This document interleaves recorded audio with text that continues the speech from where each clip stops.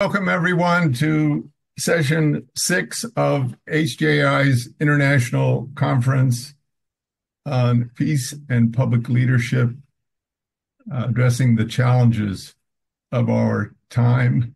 This is session 6. We've had some wonderful conversations, stimulating discussion, and I'm sure that will continue this afternoon, later this evening, and tomorrow morning. But this session is on a very important topic near and dear to many of us, certainly all of us involved at HJI. The topic theme is faith and family at the United Nations, challenges and opportunities.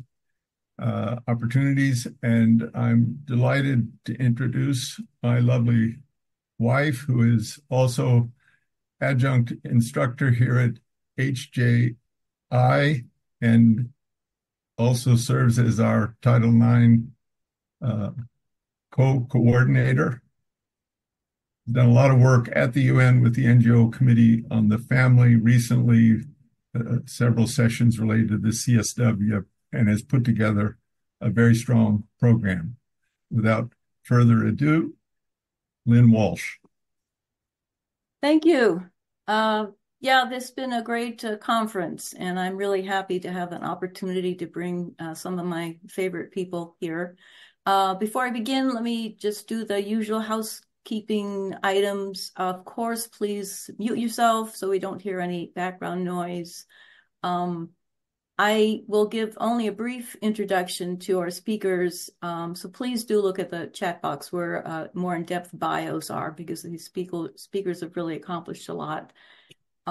We, of course, want your questions, and please place them in the chat box, but remember to give your name and affiliation.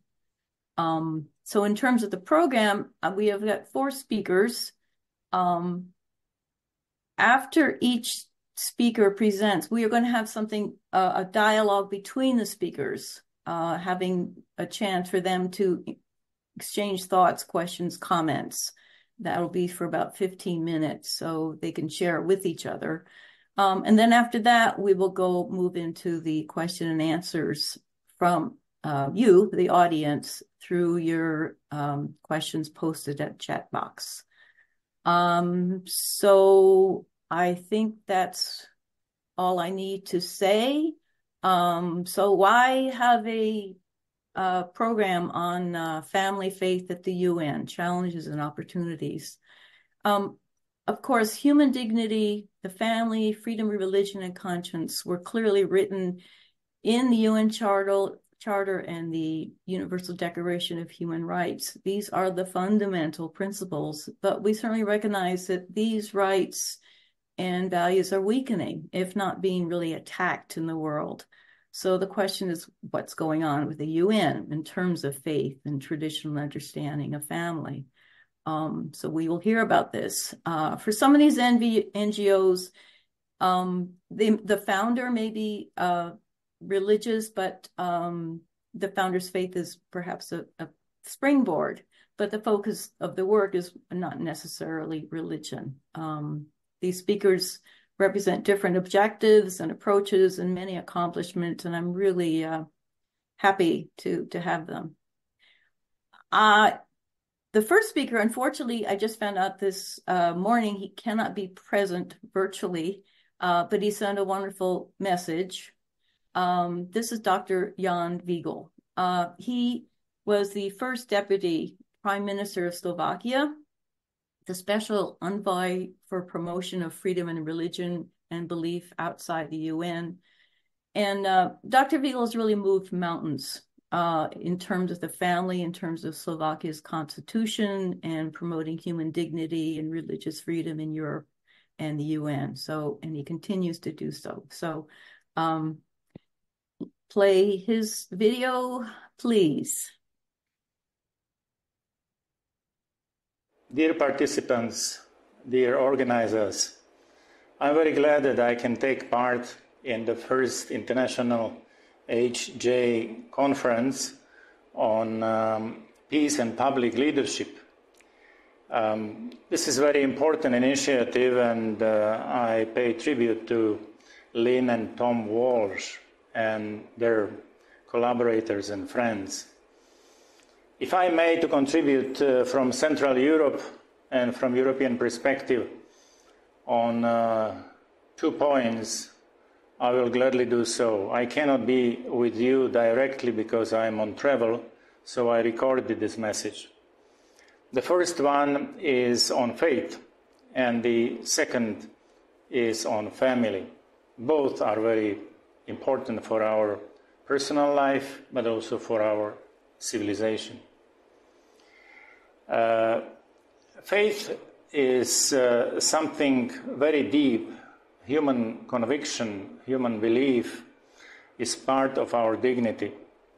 Actually, my role in recent years was to be the first special envoy for promotion of religious freedom or belief in the world outside the European Union.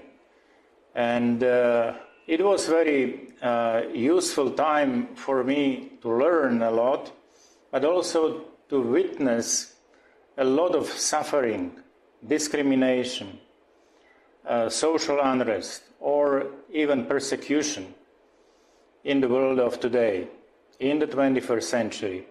There are even genocides. Actually, my nomination in 2016 was connected to genocides in Iraq and Syria committed by Islamic State, jihadists, militants, terrorists. So the problem of our time is not only disregard, disrespect, persecution, but also reluctance to understand correctly how important is religious freedom. Article 18 of the UDHR, Universal Declaration of Human Rights, speaks about freedom of thought, conscience, and religion. It represents actually 3 layers or 3 dimensions of human person, because we all are rational, moral, and religious or spiritual beings. 3 in 1. And respect to this inner dimension of human freedom is respect to human dignity. There is a deep and strong nexus between human dignity and religious freedom. And therefore, religious freedom is important for all, not only for believers, also for non-believers. We can say clearly that it's important for people from A to Z, for atheists up to Zoroastrians. This article and this freedom is very central to all human freedoms and human rights. It's in the center, because if this article, this dimension of personal freedom and collective freedom, because in community, in private and in public, is not respected, then the other rights are hardly respected anyhow. They will not be respected because they politically are even more influential, like freedom of expression, freedom of media, freedom of assembly, freedom of association. Therefore, religious freedom is a litmus test of all human rights. In my country, former Czechoslovakia, especially here in Slovakia, in Bratislava, there was very strong resistance to the communist regime based on faith. Christian dissent was the most influential opposition to the communist regime internally.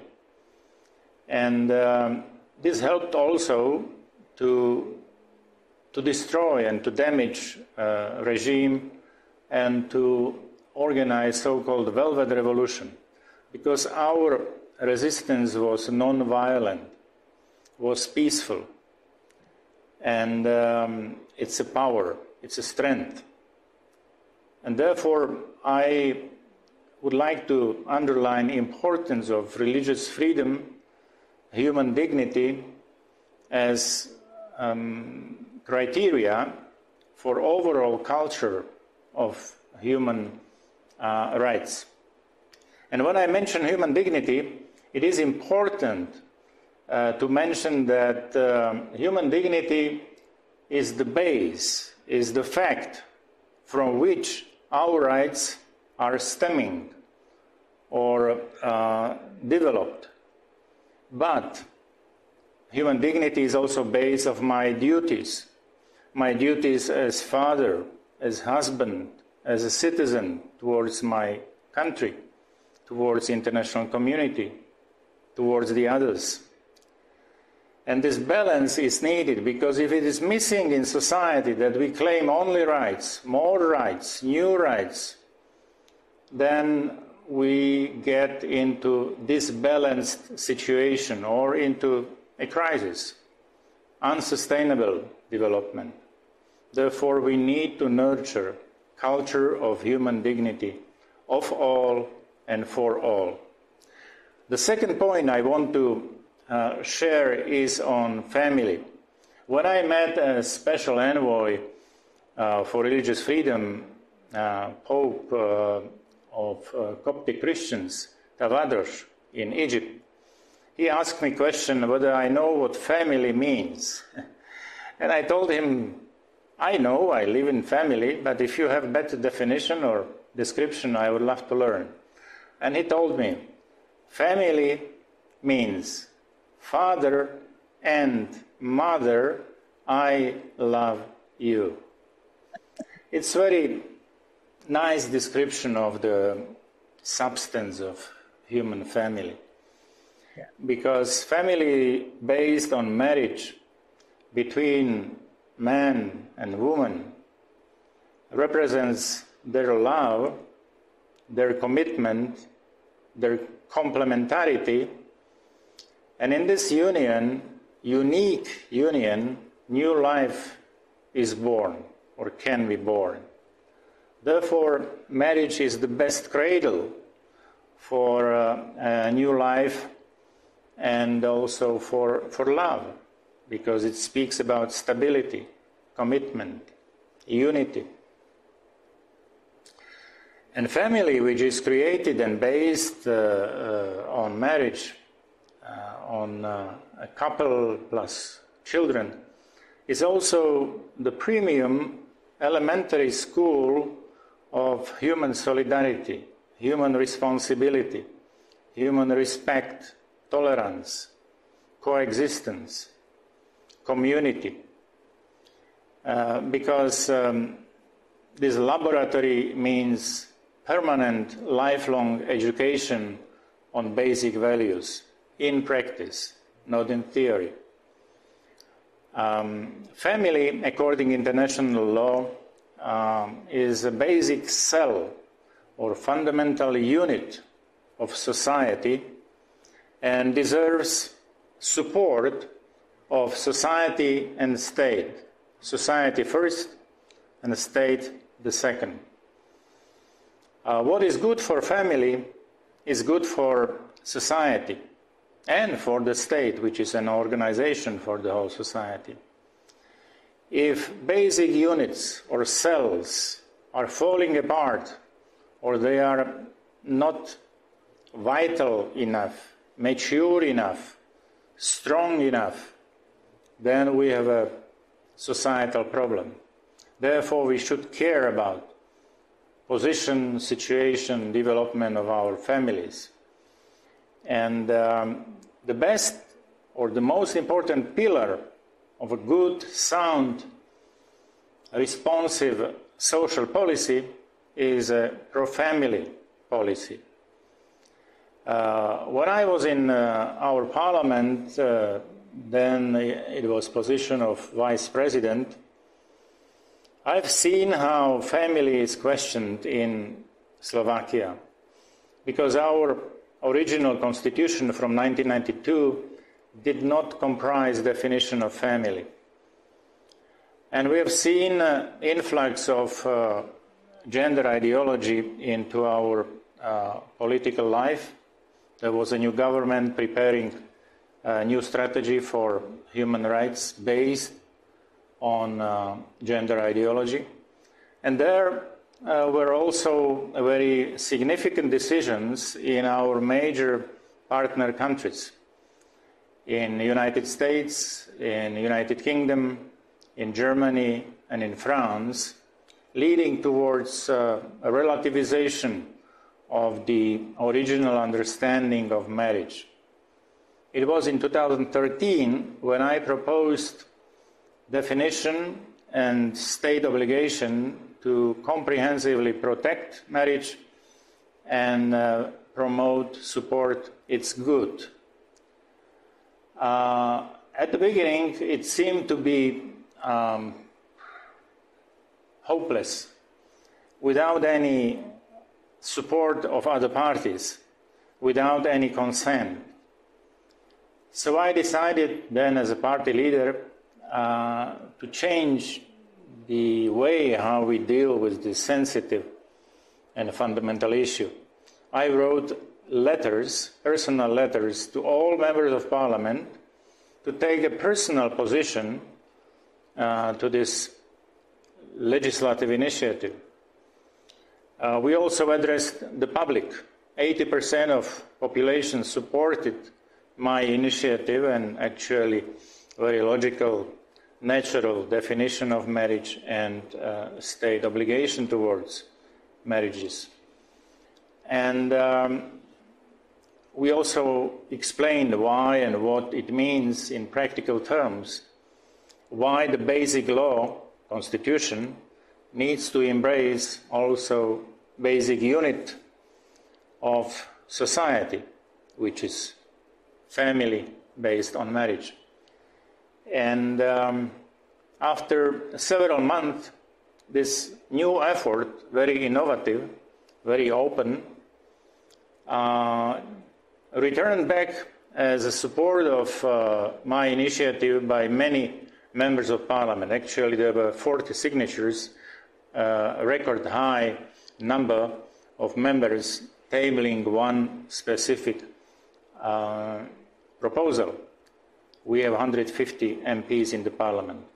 And then, when opposition leader wanted to become president of the state, he came to me with his new position, new response, that his party, Social Democratic Party, is ready to support our initiative, but he would like to have also changes in judicial system. And these changes were very needed. So suddenly we got two issues at one package. And for people it was about more justice and more solidarity in society. So at the beginning we have been 13 members of Christian Democratic Movement. At the end we have been 102, where 90 is a quorum for the change of constitution. Now I published the book on this story after 10 years about protection of marriage in the Slovak constitution. The picture you see is called Slovak Paradise. Actually, it's a picture located in the Slovak parliament.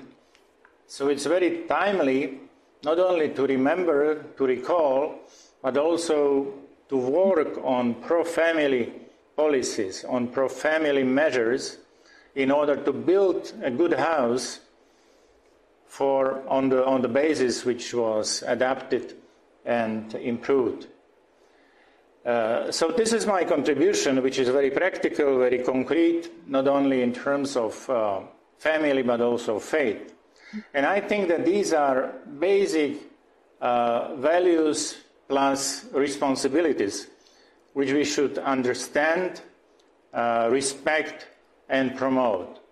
I am very grateful that you start your new initiative in HJI International with these discussions. If I may in future come back or contribute, I'm willing and ready. I congratulate again to all who support this initiative and wish very useful, successful Zoom seminar. Thank you. All the best. That was amazing, right? I'm so sorry we can't thank him in person and also, of course, follow up with questions, but he really sets a framework for the rest of the discussion about the centrality of human dignity and freedom of religion, that it's a litmus test for all the other human rights, and also, centrality of family for flourishing. So anyway, we're really grateful for Dr. Beagle. Our next speaker, coming from a different approach, but certainly there's a good segue there, is Mrs. Sharon Slater. She is president of Family Watch International and the chair of the UN Family Rights Caucus. She is a powerhouse for families, for parents, and especially for protecting children.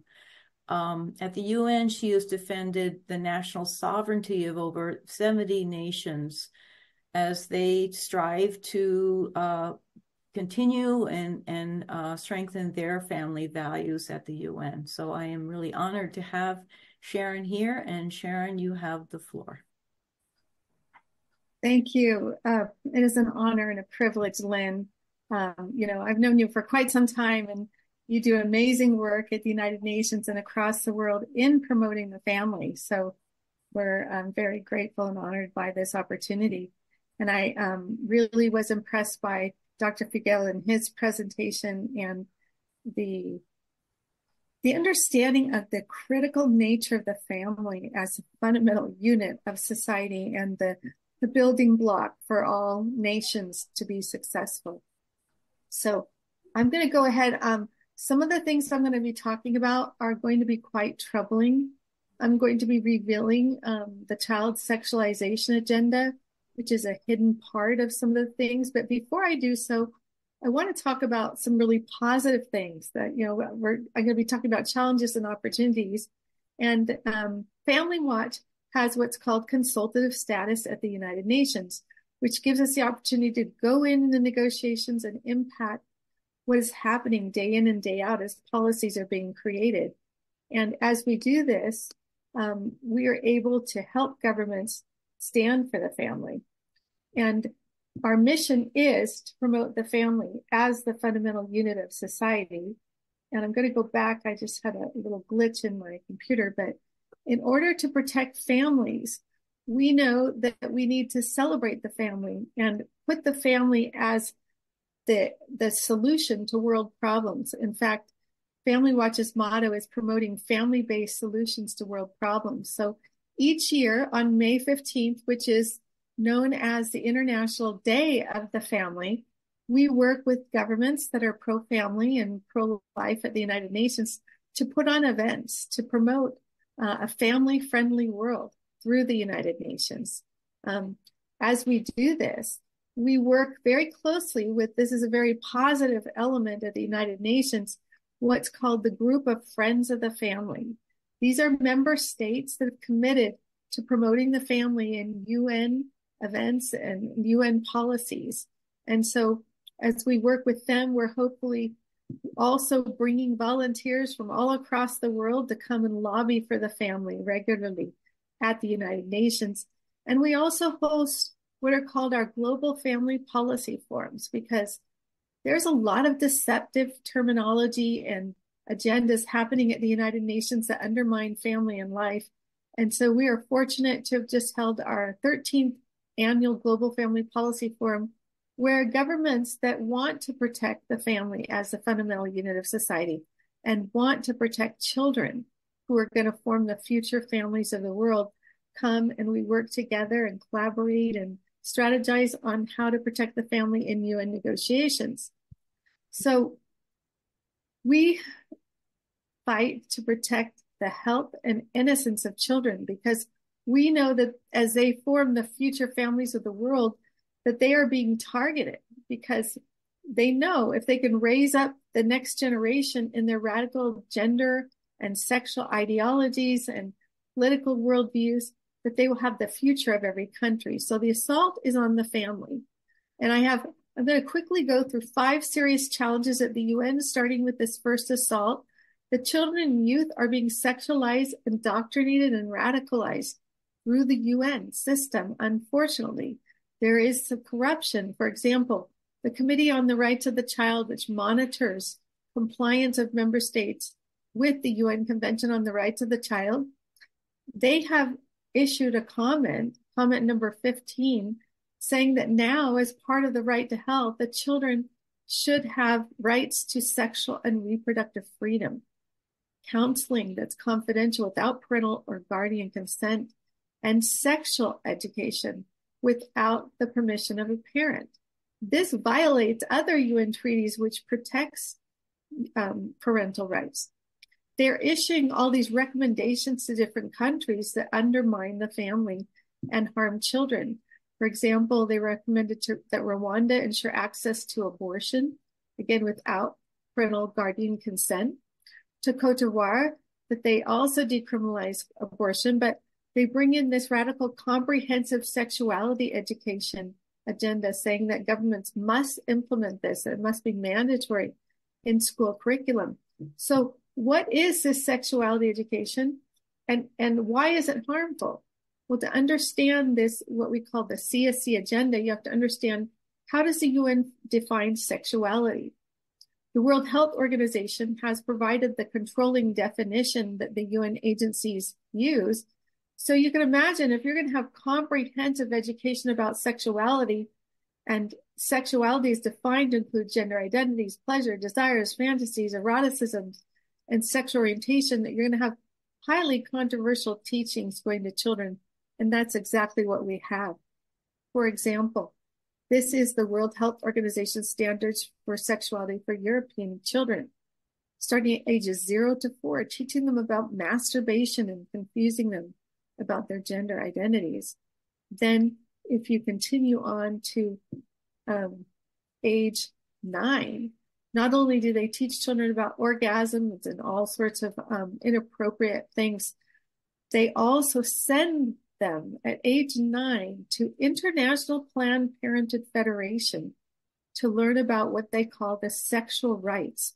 So CSC is like the sexual rights approach to sex education. And unconscionably, when they go to Planned Parenthood, they're going to learn that they have these sexual rights in this exclaimed publication. They're going to learn that children of all ages are sexual beings, that they have sexual needs, desires, and fantasies, and that they have a right to express their, quote, sexualities and have sexual pleasure. In fact, they say sexual pleasure is a right and important for children no matter what age. We adopted 3 children from Mozambique, and their mother and father died of AIDS. And so this is a very sensitive issue in our family.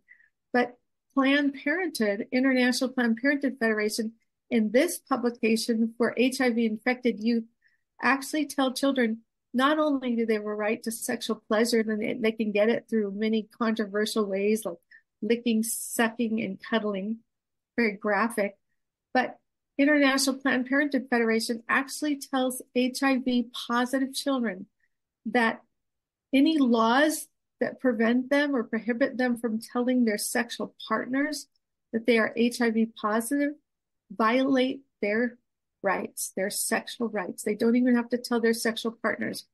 So in other words, we have sexual rights being promoted at the expense of sexual health.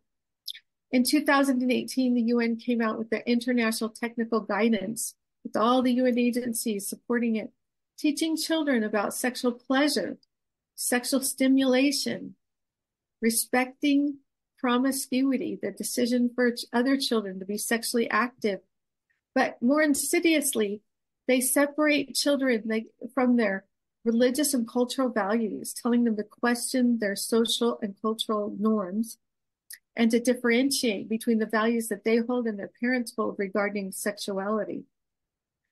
You know, this CSC is like the approach, what they call the sex positive approach, because they say that young people are autonomous sexual beings.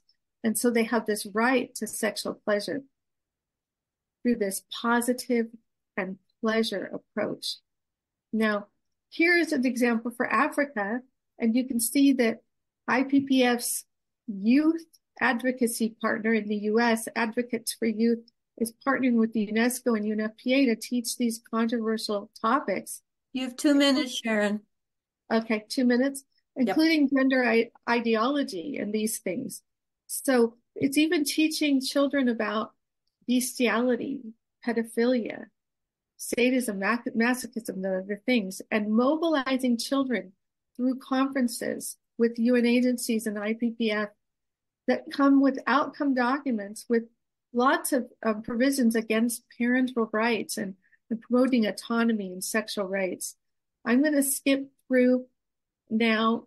You can see as I flash through these that they're even teaching children that sexting can help them raise their self-esteem and is a good way to show trust and commitment. But parental rights are under attack. UNICEF, they're even saying children get these provisions without parental consent, and that parents are barriers to this radical sexuality education. UNICEF is even saying that parents can't monitor computer use or limit it because that restricts freedom. And then finally, we've got human rights are being distorted and hijacked. The UN human rights system, we already showed you some of the issues, but even the special rapporteur for protecting religious belief is instead promoting these radical sexual abuse and abortion and CSE and transgender things. So, and they're using the banner of sexual reproductive health and rights to sexualize children and give them all these rights. This is the #1 banner through which all this is given. And you can look at their sexual health, human rights in the law, again, which will push all these same sexual and gender ideology agendas and a right to CSE. They're also redefining words in other treaties, creating toxic terms, even saying that okay, now needs a right to abortion. So I'll end with these 3 things that are coming up. The pandemic treaty in May. There's going to be a Nairobi NGO summit for the future that's coming up in May also, and a major conference that's going to produce 3 documents, the Global Compact, the Digital Compact, and the Youth Declaration. We need to be involved and aware of these things that are going to affect our family and sexualize our children. I'll just end with this slide, kind of the good news that we do have a lot of great things going on to stop these things. But if we talk about the children, I'll end where I started. You know, the family is going to affect the children and the children are going to affect the family. And if we don't focus on the children, because as the children go, so goes the family. And as the family goes, so go the children. We will not have the families that we need to form stable societies and protect our fundamental rights. So thank you for this opportunity, and we invite you to join us in this effort to protect the health and innocence of children in order to protect families. Thank you. Excellent, Sharon. You know, you have such courage to speak directly, to expose the really ugliness of the agenda that's out there and with great force. I appreciate you so much, how you support nations in educating them, in helping them find a way in exposing the ugliness, but also with the right vision of why it's important, because of love of children, love of family, and goodness that families bring. You're really an inspiration. Thank you. Thank you, Lynn. Next speaker, again, it's kind of a different approach. I'm really happy to have Carolyn Hanshin with us. She's the Vice President of the Women's Federation for World Peace. She's also Director of Women's Federation for World Peace International Office of United Nations globally.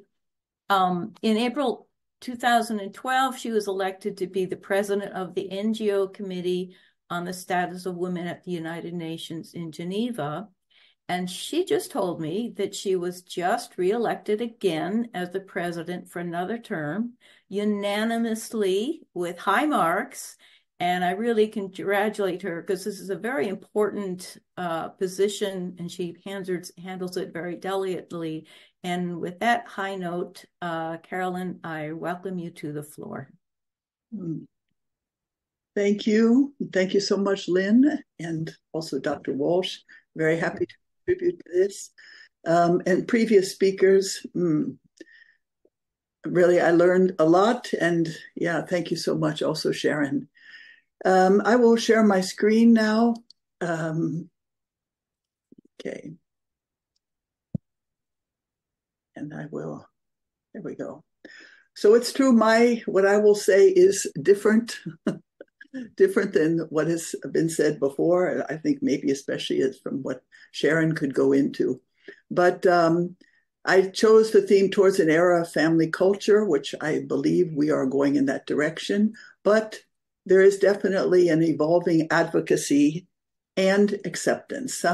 So this is just an overview of some of the points I wanted to make. So I'm mixing my personal with my, what knowledge I have, especially from my work in Geneva at the United Nations. And actually, I have not been president of the NGO committee since 2012. It was a 3-year term that was just renewed yesterday, in fact. Okay.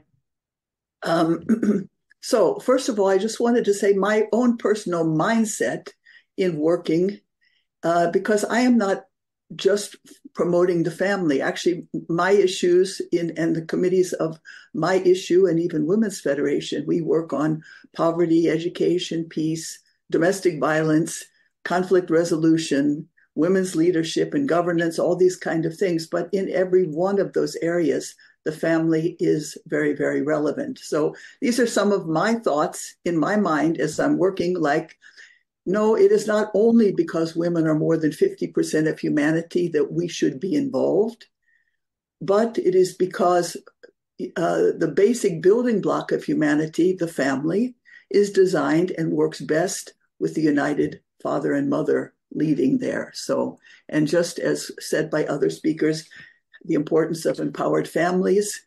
And and the last point is more something I'll talk about later, the way that I am working, because I am also often represent a committee of women who do not always think the same way I think, also on family. So, but another point that is really essential for me in my work is what Dr. Fiegel mentioned, and that this kind of advance of the concept of rights and the demand and the claim for rights, and it's really moving fast, so quickly. We're talking about right to prosperity, of course, right to peace, right to happiness. What does all that mean? And what does that mean that I can claim for myself? But there has to be a corresponding evolution of the duties, the sense of duties that go along with it. I am responsible somehow for other people's happiness and their prosperity. But what I know for a fact is that all these duties and responsibilities are also absolutely dependent upon families, because we don't want a society in which we have to create laws to demand people to fulfill their human rights commitments. And the family is, in fact, the only place where the mindset and the behavior that naturally values others can be cultivated at an early stage, so that it becomes ingrained in a personality, is actually in the family, a certain kind of family, of course.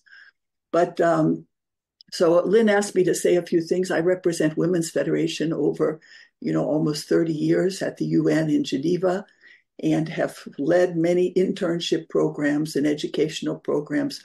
I said dozens of conferences, more than dozens, conferences and statements about family, but not only about family. And we have so many different activities where family is either directly or indirectly involved. So I'll move on. But then I want to mention something about the swing in family advocacy and the reputation of the family over the last 30 plus years. It really was when I started working at the United Nations around 1993, you could see that almost nobody wanted to talk about it. It was invisible. There would be reports about what was happening in communities, but it would always jump from how it affected the individual to how it affected the community. It's like no one dared to talk about family. It seemed to be too problematic, so maybe better to avoid.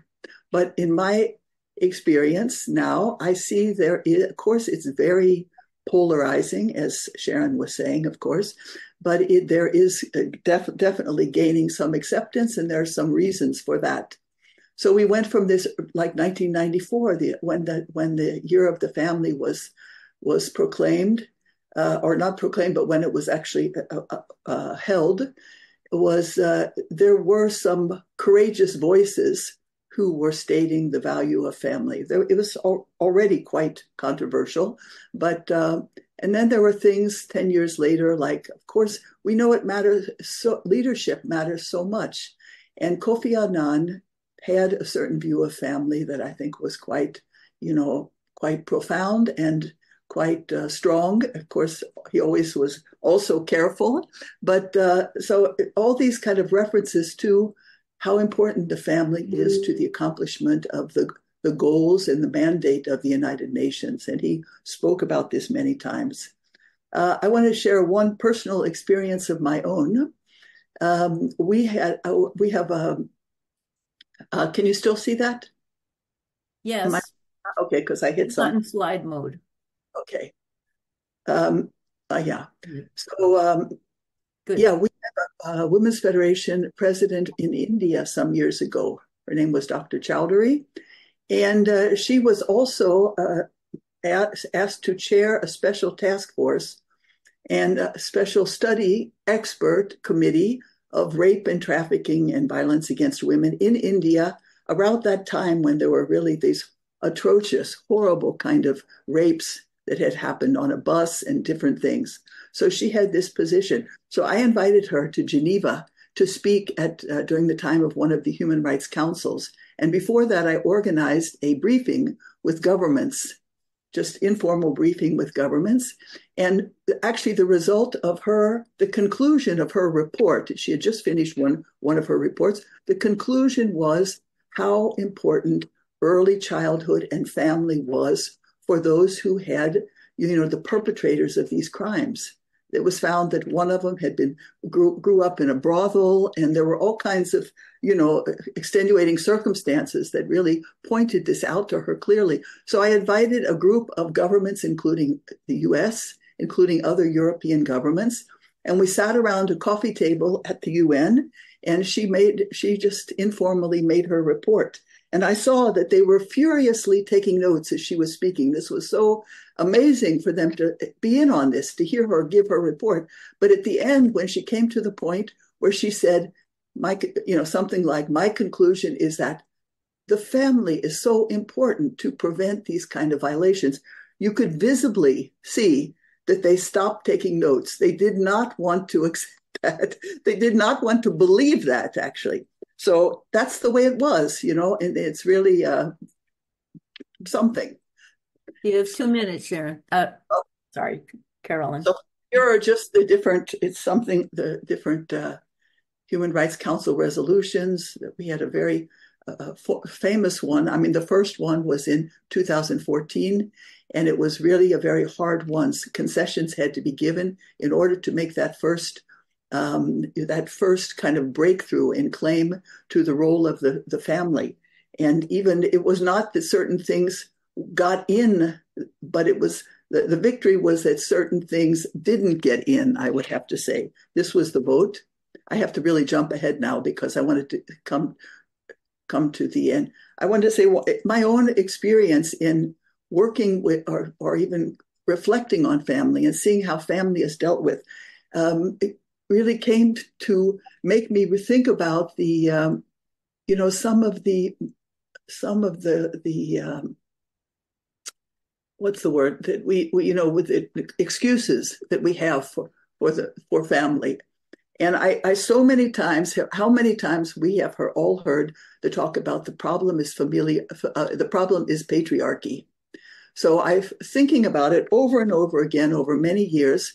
I had been speaking about it actually in quite a few, in speeches at the United Nations and different places, European Parliament. So I worked with some others, and we devised a curriculum where we looked at this idea. And when we looked at patriarchy and what is patriarchy, and is patriarchy really, the lack of patriarchy, will that really solve all the problems? Because in fact, patriarchy can bring good, in fact. So if men, motivated by love, use their position to protect their wives and daughters from dangers, bearing large burdens of responsibility and respecting the choices of their wives, things can go well. And women need protection in certain situations and societies. But then there is the time to wrap up. What's that? Okay. It's time to wrap up.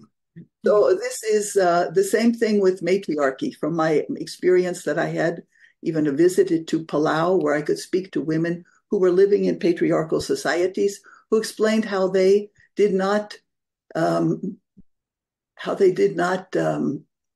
use how they did not they have the title of matriarchal or matriarchy, but actually they adjust it so that their husbands are happy and their families are prosperous, and they give credit and responsibility to their husbands. And this just very quickly to show you currently, those are so many of our organizations, UN bodies, have sections, important sections, where they are working with families. In fact, this has just very recently happened. And this is just my personal ending.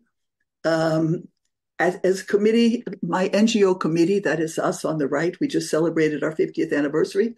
So when I went there some 25 years ago, I was persecuted very much for my religion, for my faith. But I'm just to say, over these years, I think by applying family principles and family-inspired politics in my relations and in the work with these women, then as you heard, I was elected president and now just reelected again. And the final quote is, which I love so much, is something from the founder of our Women's Federation, said many years ago. She said, when motherhood is attacked, mothers will join hands to defeat defeat the attack. And it's something that I actually experience in my work. And I'm convinced that is what is happening, in fact. So Thank you, Carolyn. Yeah. Beautiful. It's great to hear there is some progress. I really admire and commend that you said, you've been working for a long time with women that don't necessarily have the same values or perspective, but by holding to what you believe is sort of building bridges. It's really an inspiration. Thank you very much. Okay, we have a final speaker, Mr. Tom Saruf. He's the Senior Academic Programs Manager at the Intercollegiate Studies Institute, as well as the co-host of ISI's podcast, quote, Conservative Conversations with ISI. He's a teacher for World Youth Alliance. I know World Youth Alliance. It's very active at the UN, bringing younger voices to the UN, which we need. And we welcome your voice, Tom. You have the floor. Thank you so much. I'm really delighted to be here on the panel. So thank you, Lynn, and to Dr. Tom Walsh, and also to my co-panelists, really important and accomplished people. So I'm really honored to also take part representing the World Youth Alliance. And I come from the United States, so I'm specifically from the North American region of the World Youth Alliance. But WYA is a global alliance of friends who defend human dignity and promote the culture of human dignity at the UN and also in our various respective continents and national nations and states and communities. And so I think what I'd like to do with my time is share how our work at the UN and in our various countries at the local, state, national levels, along with our educational programs, look to firm up our commitment to the family, and then how our advocacy in all of those venues makes a difference when it comes to the family at the United Nations, from issues like family planning, sexual education, which Sharon said so many important things about, surrogacy, maternal health, sustainable development, and other related issues. And I think a history of the World Youth Alliance is a great vector for showing how much our work relates to the theme and the topic of this panel. Why it was founded in 1999, in part to help countries and organizations react against threats to the family. In 1999, at the 5-year review of the International Commission on Population and Development, a youth caucus was brought in, and they claimed to represent the youth of the entire world and spoke on what all youth supposedly wanted. They said abortion rights on demand, 1; 2, the deletion of parental rights, and 3rd, sexual rights for all youth from the age of 10 onwards. And our founder, Anna Halpine, worked very hard on that night on what we call at the World Youth Alliance the Pink Flyer, which was this flyer she drafted up, and it exposed how really unrepresentative that these 3 demands were in the minds of young people globally, right? Like young people today, and I think in 1999, care about job prospects, a strong global economy that allows us to take care of ourselves and our families, especially as we think about how we're soon going to be the people who are having families. We care about health, we care about education, a clean environment, beauty, family, community, meaning, so much more than what was offered as the demands by this youth caucus, all of which redounded to reducing human beings to their sexual faculties. Not only that, but the deletion of parental rights would mean the death of the family as we know it. Abortion as a right on demand would mean the destruction of new families at will. And the sexualization of children would, of course, mean the corruption of children as such, and it would be the extension of parental rights being eroded. These so-called autonomy rights for children would leave parents with no recourse for protecting their children from perverse, age-inappropriate information that children are not ready to receive as children, let alone understand. And Anna's flyer, the outcome of this is that it disrupted negotiations at the conference. And in the aftermath of this, national delegations from around the world asked Anna to start an organization to have a permanent presence at the United Nations. And I think, like, in her bold and heroic action, she gave the language to an entirely different set of priorities and values that actually were genuinely representative of what youth around the world cared about and what still care about today. And I think our friends across the world saw themselves in what she said in her pink flyer.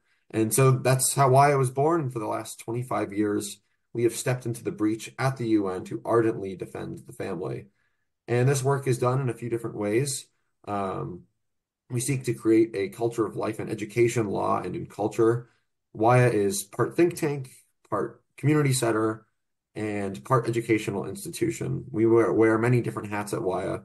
And much of the work that I personally have done with WIA as an intern and as a delegate to a UN conference, and now as a teacher, has been focusing on their educational programs, specifically the Certified Training Program, or CTP, which is a philosophical course on what it means to be a human being and what human dignity is. It draws from many different cultures, religions, schools of thought, all from throughout the world. And we see the CTP a way of viewing the human person in light of our dignity, our capacity for excellence. And I know for me personally, and I think also the students that I've taught, the CTP has really changed me because it gave me the language to describe a full, rich understanding of humanity and the philosophical, political, and moral underpinnings of our rights and duties to one another, as has been mentioned by the other panelists. And I have one example that I think really captures the power of this education. In our WIA charter, which is something that all members can sign as an affirmation of their beliefs, and anyone can sign it as a sign of their support at wia.net/charter, so you can go do that later.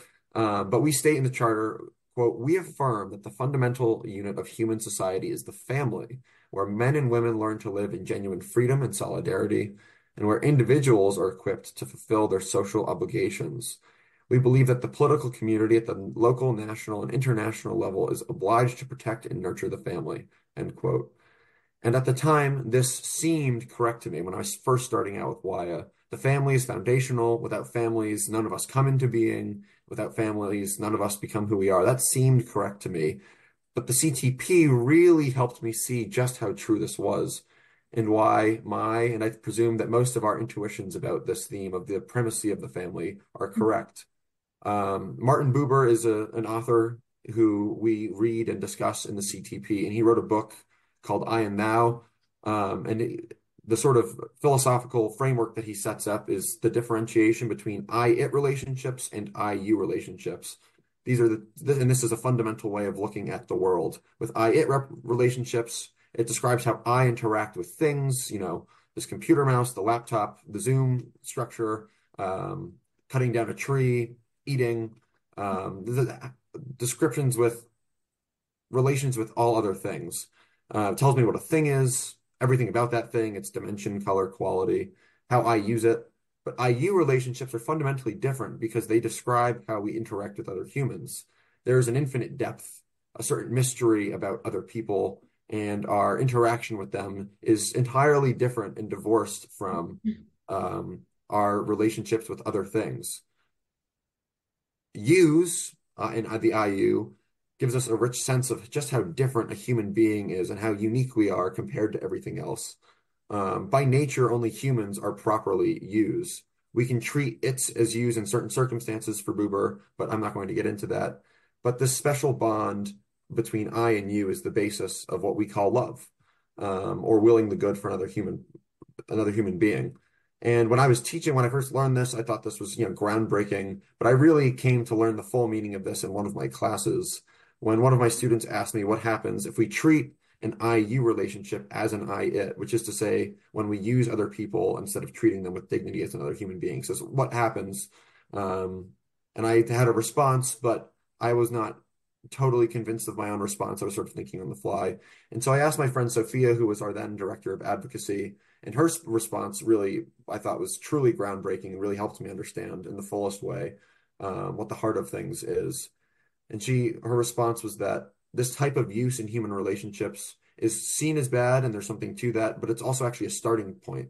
Many people are need loves, she said. And by being treated as a you, by being loved by another person, we come to learn how to love. So we start out as treating people as means to our end. But by existing in this I-you relationship, by being treated as a you by another person, we actually come to learn You have 2 minutes, Tom. Beautiful.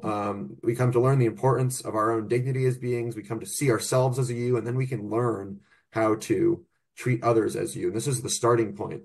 And this is what makes the family as an institution so foundational, so important, because it's the starting point of how we come to know and learn love. In the City of God, Augustine of Hippo, the bishop, shows how the city is built on a commonly shared love. This civic friendship, the love and worship of the same God, perhaps, is the basis of political community. And the family teaches us how to love for the first time and how to love in a very foundational and total way. And so this gives the rise to a healthy political life, to civic commitments, and a flourishing culture built in shared community, peace, and justice. And later, I come to teach our Advocacy Academy, which is where we help members prepare to analyze specific issues at the United Nations in light of this understanding or this philosophy of the person. And it relates very strongly to what my co-panelists were talking about in various different respects. And so that's another very important educational program. And there are a lot of issues, and I know I'm short on time, so I think maybe during Q&A and sort of our crosstalk with the panelists, we can dive more into that. But comprehensive sexuality education is one of those issues that Waya focuses a lot on. So it's very encouraging to have someone else on this panel who's devoted herself to pushing back on various perversions and really creepy things, I would say, but also defending a proper conception of sexuality and the human person and human community and the family in light of a more robust understanding of what it means to be a human being.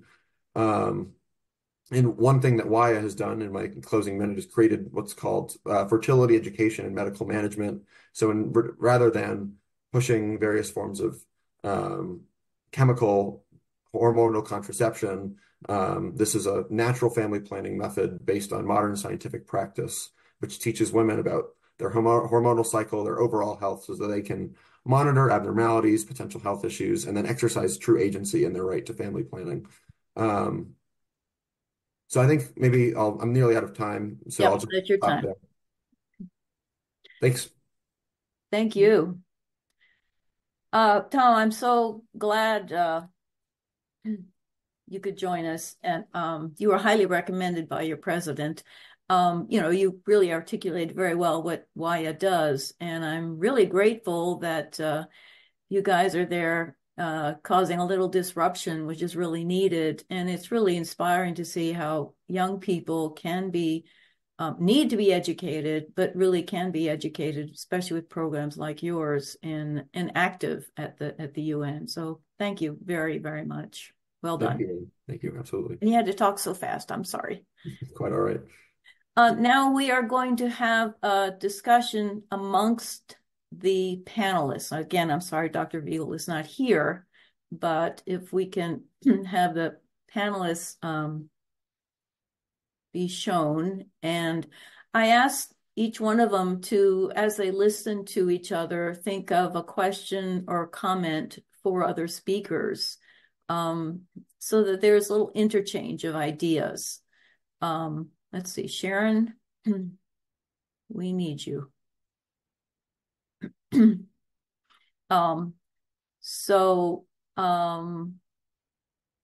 think she's coming. There she is. Okay.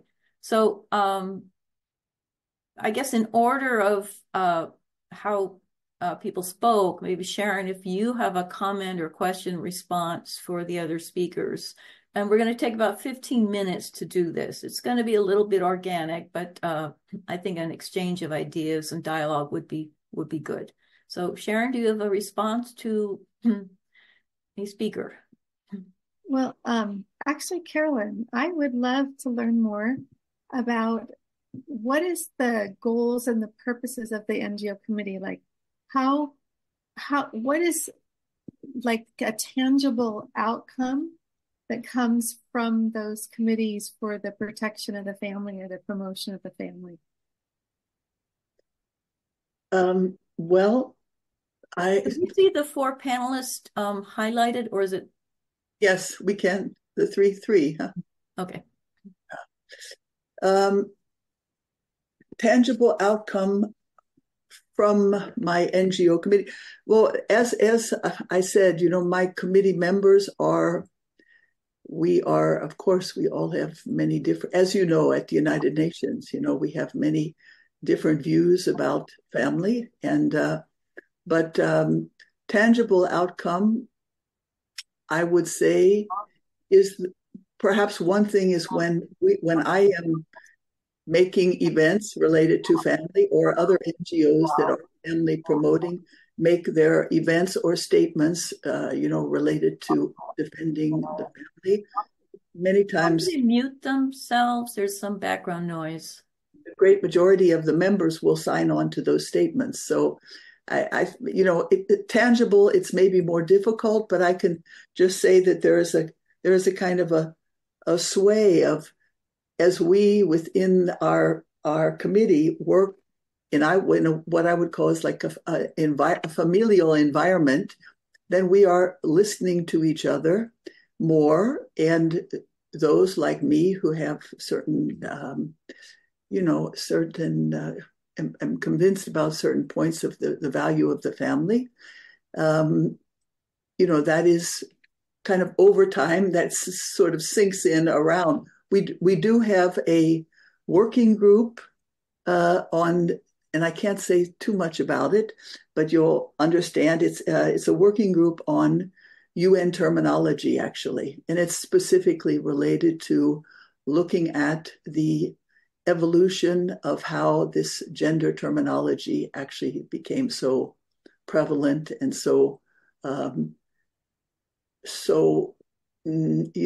all of a sudden it was there and no one saw it coming. So we have a working group that 5-6 members, and we had a series of a series of events, sometimes reaching out to other continents. Try to keep your answers short, Carolyn. So yeah, anyway, I had to think for a minute there, but I think that would be maybe the most substantial kind of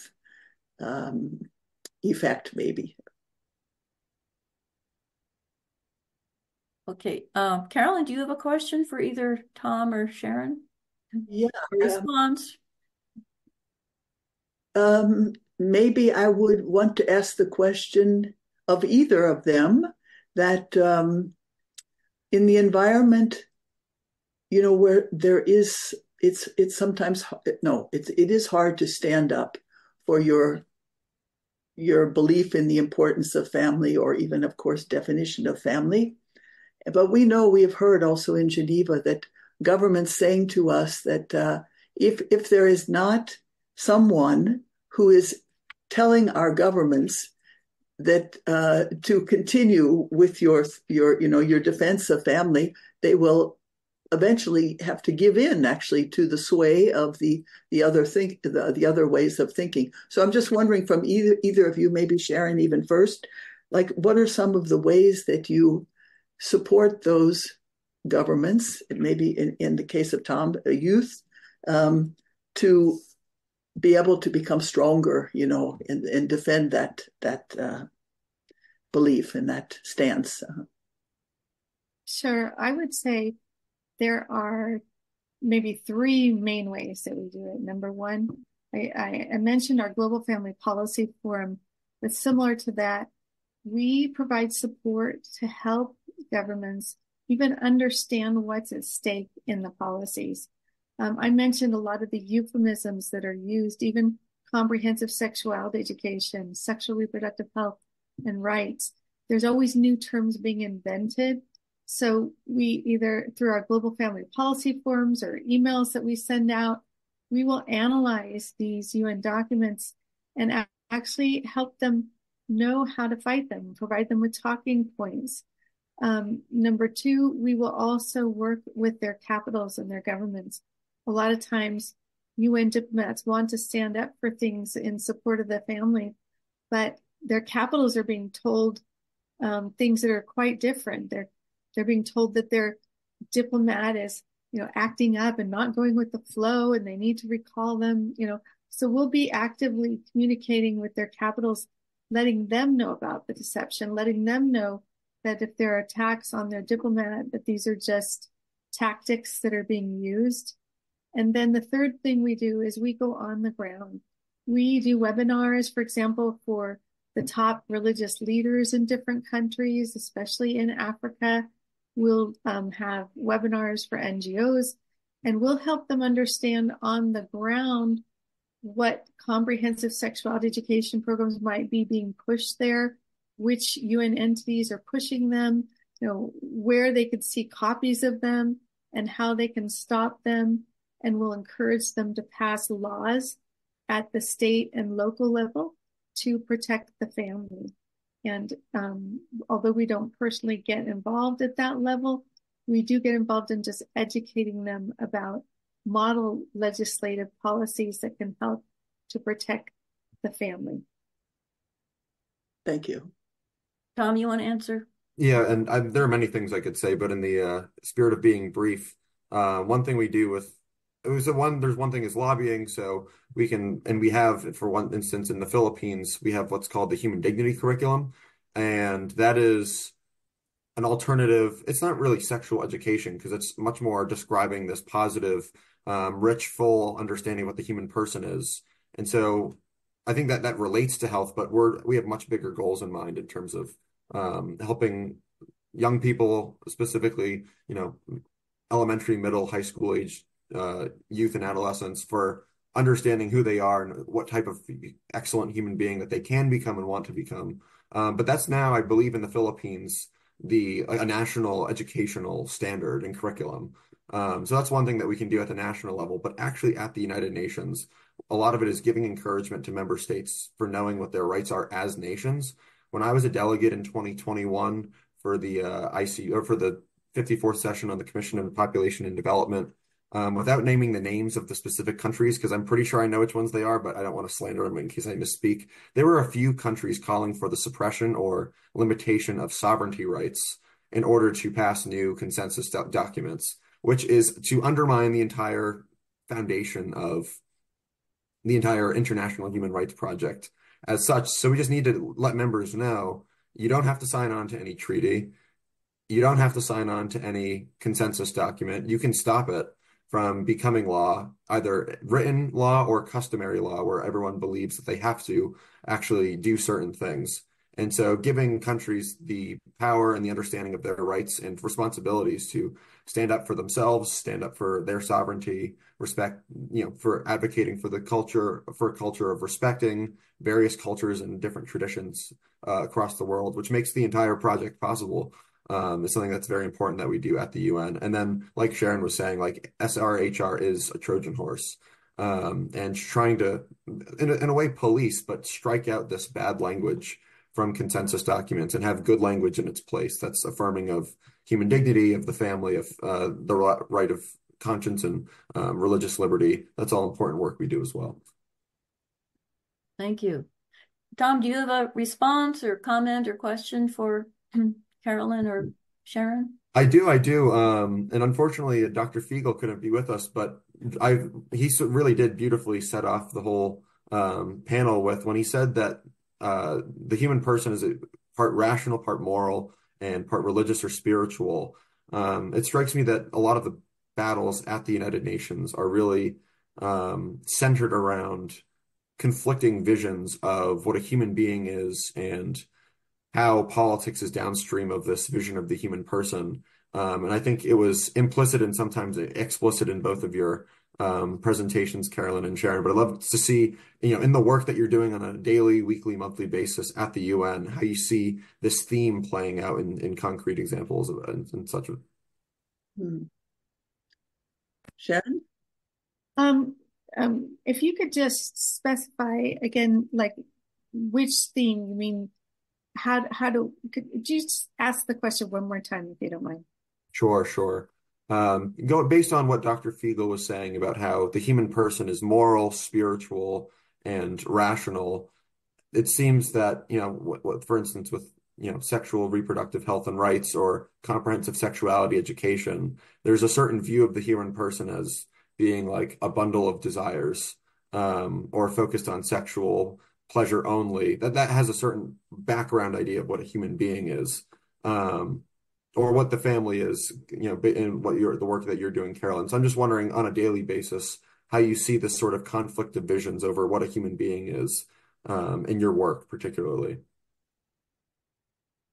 Yes, I would say that, there are vastly different worldviews that are coming to clash, at the United Nations. You've got one group of people who see the child as an element of a family, a critical part of a family that belongs to family, with parents that have parental rights to guide the direction of that child, in accordance with the Universal Declaration of Human Rights that says that parents have the prior right to guide the education of their children. The Universal Declaration of Human Rights says that motherhood and childhood is entitled to special protection. You've got multiple UN, documents, even binding documents that call for the protection of the family. So you've got that view of people as part of families, and the family is an essential, intricate part. And then you have the diametrically opposed worldview that see people as individuals with rights that many will, I would say, claimed rights to sexual autonomy for children, rights for women to abort their children, rights for women to abandon their families and, find their individual, self-satisfaction without, we heard several speakers talk about responsibilities, and with rights become responsibilities. And we are a society that when individuals take the responsibility, like Carolyn talked about motherhood, and if we value these things that the roles of mothers, the roles of family, fathers in the family, when these two diametrically opposed worldviews come together and clash,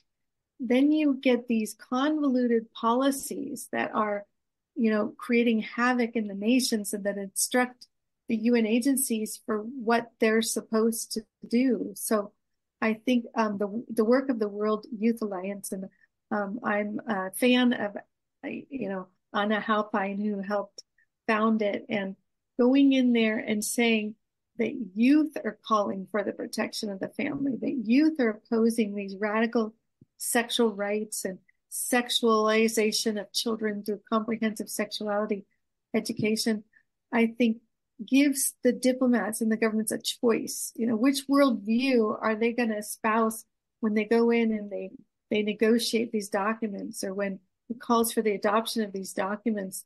Are they going to give, disassociate themselves from the harmful and controversial things? Are they going to stand up for these things? Are they going to not vote for it or join it? And are they going to push for language for the protection of the family? I think that everybody has a role to play when they come to the United Nations in helping these governments make the right choice, the choice that will uphold the family and protect the family and the individual roles of family members. Thank you. Sharon, Carolyn, did you want to make a comment or response? Just something, maybe if I look within, for instance, the committee or the work I'm doing with the different women's networks and in some of the working groups and things that I'm in, actually, I feel there is often not so much, there's often not so much difference between the worldviews of many. When you really get close and you really talk personally, and when you're really thinking, strategizing together about how you can, promote youth or future leaders, or you're working on projects together, that actually what might look, even in a votation at the UN, I've seen this specifically, someone that seems to be so adamant against my worldview. Actually, when I have them in private, I realize that there is something in the core that actually is not so different, and they even realize it, but that there is maybe a defense they put up in certain situations. So for me, that's very hopeful, and all about creating this environment of trust so that people can really think more deeply about these things, this rational, moral, religious, or spiritual kind of dimension. Yeah. That's a beautiful ending to our discussion.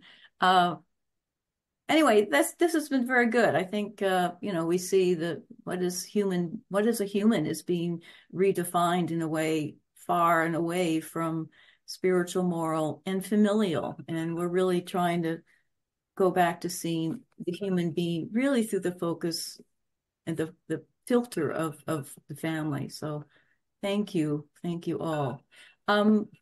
So we are now going to open up to questions. Mi Young Eaton is going to join us because she is going to field the questions. So if you have not placed yours in the chat box, please do. Just while we're doing that, I just want to add one thing. NGOs, our collaboration is very important. Just recently, after many years with the CSW, Commission on Status of Women, after not getting rooms or times where we could present a more family-centered perspective, we started our own conference this year on Family Watch International, United Families International, Heritage Foundation, and CFAM were all pivotal for organizing, and it was very successful. So collaboration is really important for NGOs at the family.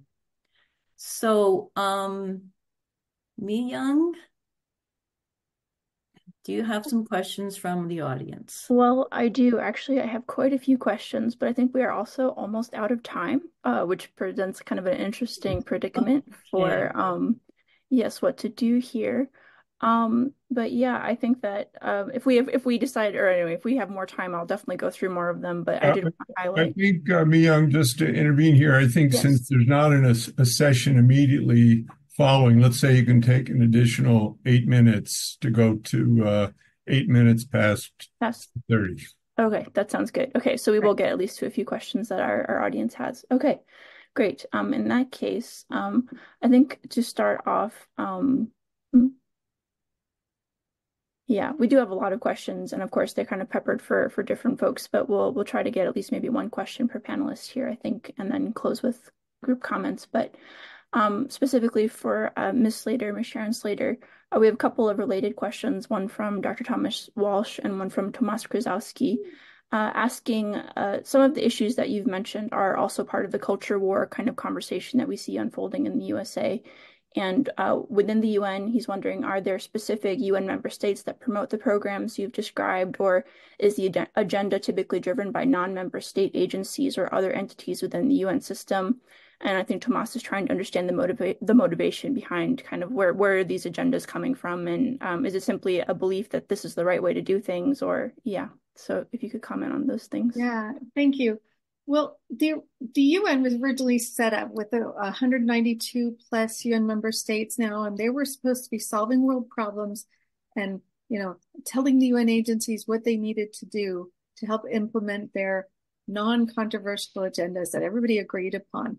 The problem is, in answer to the question, it's the donor countries, it's the European Union, it's Canada, it's the US, depending on who's in the White House. And when there's administrations like the Biden administration, they are actively pushing and funding with billions of dollars these agendas in the developing countries. And so they've captured the UN agencies. You can't think of UN agencies in the way they were meant to be.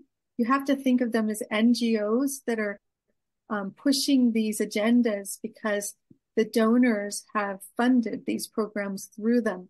Then you see that you have Planned Parenthood who profits from a lot of these entities. They have 65,000 service points in 170 countries, and they're partnering with all these UN agencies and these UN governments that they have their entities through which the European countries fund through Planned Parenthood in partnership with the UN agencies on the ground in these countries to push these agendas. And the motivations, I would say, just really quickly, is about fourfold. Number one, profit. There's a lot of money in sexualizing children. They need abortions, contraceptives, and condoms, and sexual counseling. And even if they go to the hormones that are pushed through gender ideology, there's a lot of money in that. There's power.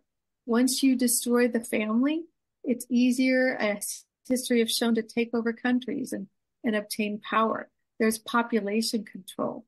Most of the family planning, anti-family, anti-life agendas are sterile. Homosexuality is sterile sex.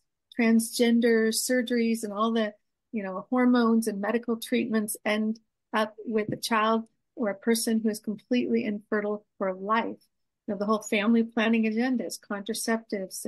They want to control the undesirable populations that are, in poverty, and they want to solve poverty by preventing people from living so that they won't be poor. And then they want to be able to take the resources from these countries by limiting their populations and weakening their governments by the destruction of the family. So you've got the poverty, you've got the profit motive, you've got the power to take over governments, you can undermine the family, you've got the population control, and then you just have the promotion of one's own worldviews and lifestyle. Because if you're living these kind of sexual, liberal lifestyles, or, assuming these different gender identities, you want to promote that worldview through the laws and policies and the cultures especially, which is how comprehensive sexuality education is used. So you have this kind of concert of different entities that are involved in this, and to get to there. Sorry, I'll stop there. Thank you. Yeah, thank you. Very comprehensive kind of, and so there's a lot going on to kind of what we're seeing and why we're seeing what we're seeing. So thank you for alluding and explaining kind of those different dynamics. So yes, we'll move over to Mr. Saruf now. We have a couple of nestled questions I'll try to give you all at once here, but one of our questions here is thank you for introducing WIA so well and clearly. Do you have NGO status at the UN? Also, would you describe WIA to be a faith-based organization, a faith-inspired NGO, something along those lines? And finally, is your academy a degree granting institution or a certificate granting institution?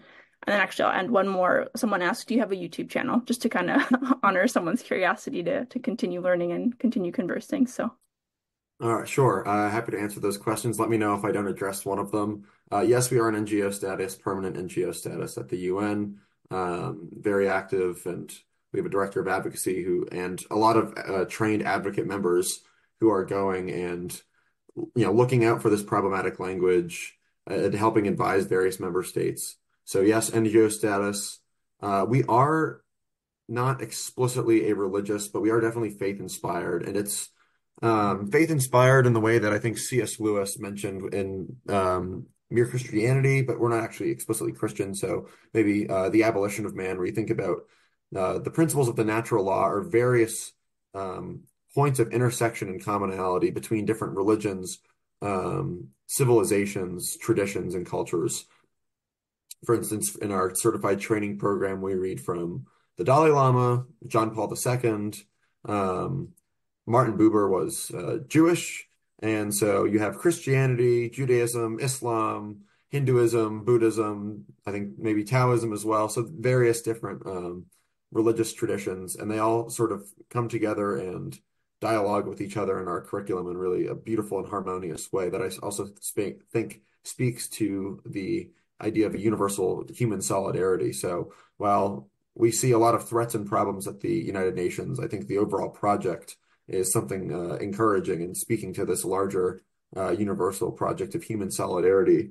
The third question, our advocacy academy I have a certificate by WIA, trained advocate. And once you become a certified member, you sign the charter, you can do our advocacy training and then could potentially be called to represent the World Youth Alliance at either a United Nations conference or something more local or regional, intern for us and help our work.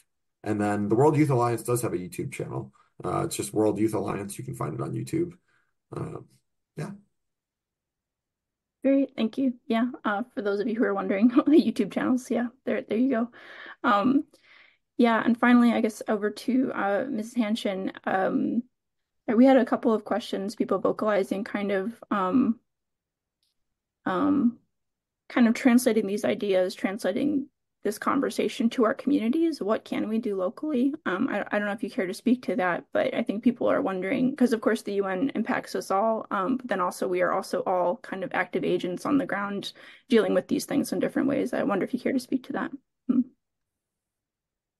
Yeah, I mean, within Women's Federation for World Peace, our UN office, in fact, I saw Merle is on the call. She's the director in New York. We have, special advocacy training programs for young women, actually young women and young men. We've run these programs many times, again at the CSW this year. And I would say one of the first steps, if you want to be active, be it about family or poverty eradication or whatever, first you have to know what your governments are saying. What are the promises they've made? And it really takes some time. You should really study that and be knowledgeable about that. And I think, you can come to your own conclusions. I think with your good common sense and your own framework, life framework, you can see the points that maybe you might be able to add something to, or something that you can do related to that in your community. But you have to really, you have to really do it with some sense of who you're talking to. Just like when you make a speech in front of an audience, it's really important to know who you're talking to if you want to get any of your points across. So, and then of course, working together, solidarity with others, finding partners. It's much more powerful when you can find partners, you're not going to probably find partners who agree with everything that you would like to have happen. But through meeting together often and discussing and having some common projects that you can have consensus on, you might just find that you are very much influencing them, others, in what you would like, the way you would like them to think or to influence. Is that okay? Yeah, I think that's great. There's definitely legwork to be done, it sounds like, right? But that legwork will pay itself. What's the expression? Pay itself in spades as you do it and as you continue it and as you build those relationships. So thank you. We're actually just at 3:30, but I think that is a natural and a good place to stop. Mrs. Walsh, if I can turn things back over to you. So thank you. I'm enriched. I hope everyone else feels it. I'm really grateful for Carolyn, Tom, and Sharon and Dr. Viegel. Yeah, it's important we know what's going on, the good, the bad, the ugly, the collaboration, sharing of ideas, sharing of our common inspiration is really important to keep us going. So I'm really grateful for all of your work, and let's keep at it for sure. There is, the day is not done yet with the conference. At 8 o'clock, there is a session which I think is very interesting, Economic Democracy as an Essential Component of Positive Peace. And of course, so today at 8, and then even tomorrow, there's 2 more sessions. So please, hopefully you can attend those.